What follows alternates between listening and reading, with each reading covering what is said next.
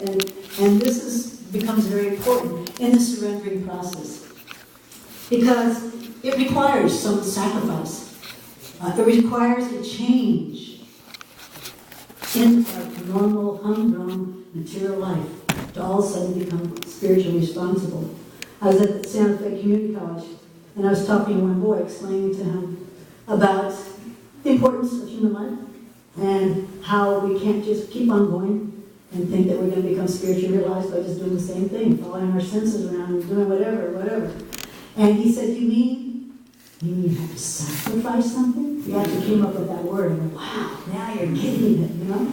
Yeah. And I said, yeah, there's some sacrifice. And I said, but it's a joyful process. What's our process?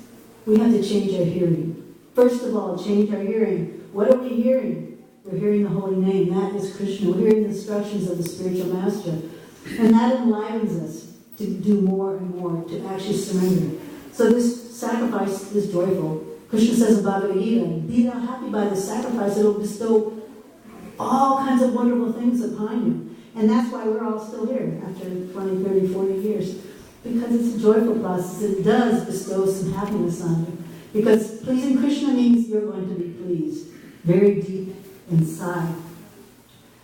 I'm sure when that boy went away, he got convinced by the friends he was with not to hear anything else but some other garbage. So I don't know what happened.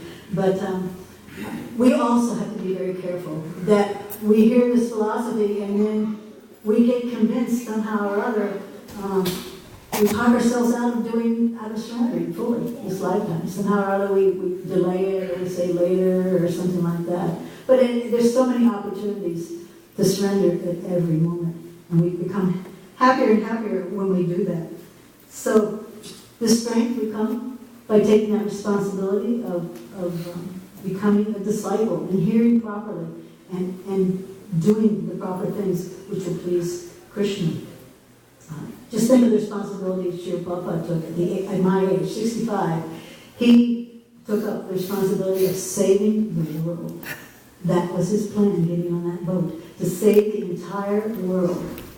That was his plan. And he got the strength with Krishna, and look, it's saving the world in so many different ways. And now he's delegated that responsibility to us. He's passed the baton on to us, and we're supposed to save the world. Actually, I can't remember exactly how many years, but Prabhupada said that if we were prepared, that Krishna would give us his whole world in just a few days. I don't know how many days. But, so you can see that we still have some preparation, some purification, and some increased desire to become self-realized and also benefit other people. Prahlad Maharaj, this little boy, was given an opportunity to become liberated, but he said, I'm not going to go back to Krishna and not take a bunch of other people with me. Look at all these other people suffering. They don't know about this. So he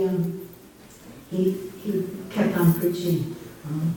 There were other exceptional devotees at a very young age that took to this process.